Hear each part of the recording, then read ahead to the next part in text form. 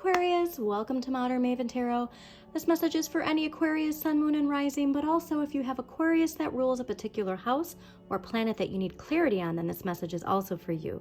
Thank you so much for joining me.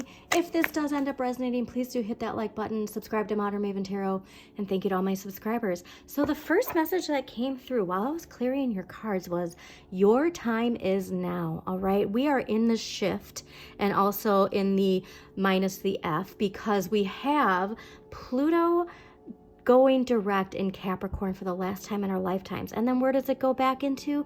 Your sign, Aquarius. And so here's this message of your time is now. You are stepping into that age of people turning to you. There might be this thing that you've been working on for so long, and now all of a sudden people are like, whoa, where'd you come up with that? And you're like, I've been working on this forever. You know, there's just this message of whatever it is, align yourself with that energy, especially if you're looking at all of the energy that comes with Capricorn direct in, Pluto direct in Capricorn.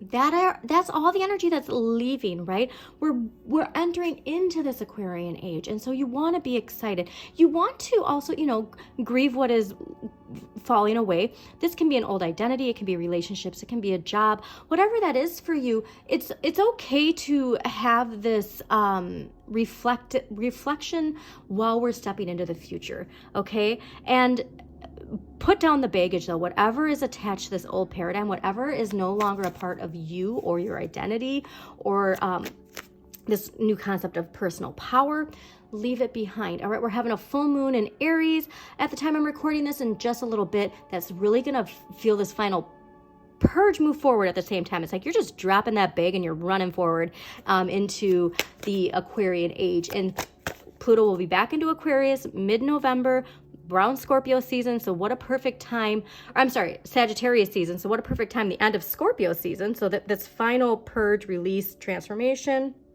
and stepping into a wonderful fiery energy like Sagittarius. So I am excited, but yeah, it really is. What are you focusing on? Air signs, you get this all the time. Please be mindful of your time online, how easy it is to absorb that, attach that energy. And then this is another connection we're getting is like, wow, like the power and influence of air communication. And with great power comes great responsibility. And for you, that's something, this is completely, it's on topic, but not anywhere where I am. Can you tell my Gemini moon rising north node energy is coming up? There's this idea of like ethical AI, like the advancements of technology and AI, and like, how can we make it ethical? Like there's maybe some of you who are working on that, but there's this idea of like, so much is getting like thrown at you of like all the negativity of this new age. And it's like, but what can we do? How can I answer the wake-up call? Use my Aquarian thinking to do good, all right? Be part of the good, because there's two sides to every coin and we have a choice on how we see it. But Pluto is going to be affecting you strongly. So please take a look at what house Pluto's in, what sign rules Pluto, and then really reflect on your personal power and the ways in which you are shedding your skin and rising up to the challenge, if you will, in some area of your life. So Aquarius, let's see what we got going on for you.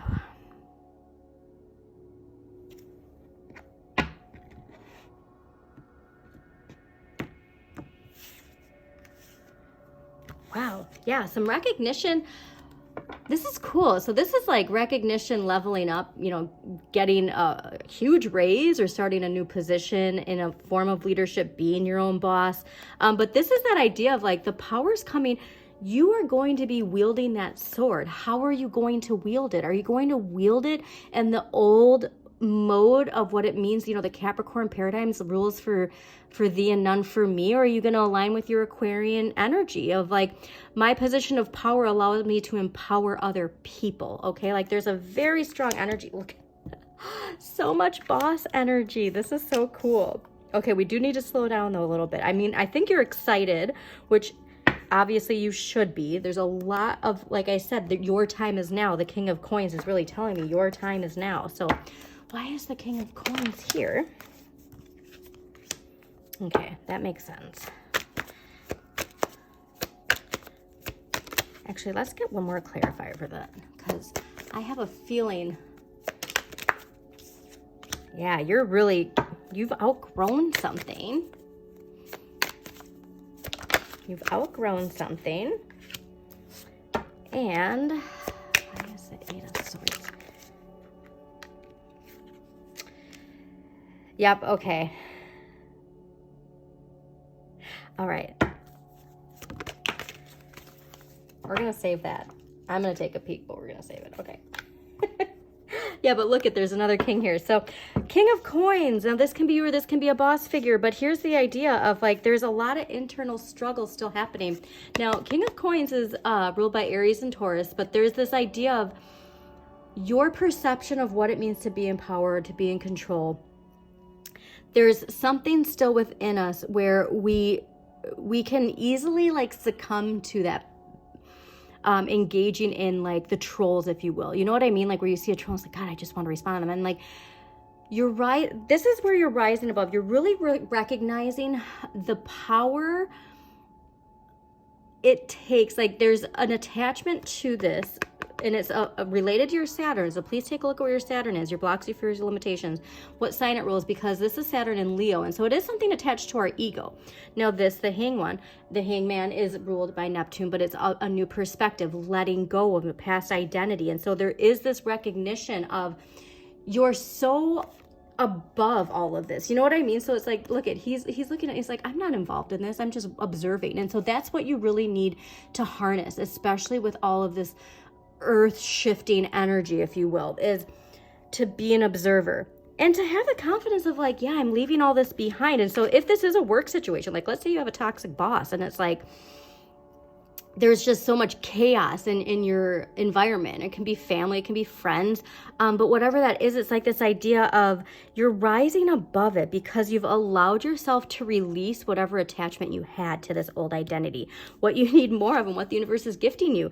The Hanging Man. So look at, like, you had that twice. So this is a huge shift. And also take a look at Neptune and see what sign rules Neptune in your chart, what house Neptune is in, and also a reflection too of all that Neptune energy right now with all the flooding globally, and how we're seeing like the rush of that power of water. And a lot of astrologers have been talking about the power of water in the past year and how we're going to be seeing an increase in that. And so there is this idea of like, your time is now because you're realizing how limited time is on this earth. And so that's where there's this like this almost this impulse, but we're going to get to the impulse because that we want to actually avoid the impulse a little bit. But while you're suspended, you can also reflect on time. What does time mean? What is your perception of time? What do you do when you have enough time? And also your identity. And just there's something that this gift that Pluto direct in Capricorn is giving you to clean out whatever mentally, emotionally, physically is attached to an old identity that you are moving away from. This is the week where you're like standing out in the rain and smiling and crying with joy. Like that's that type of energy.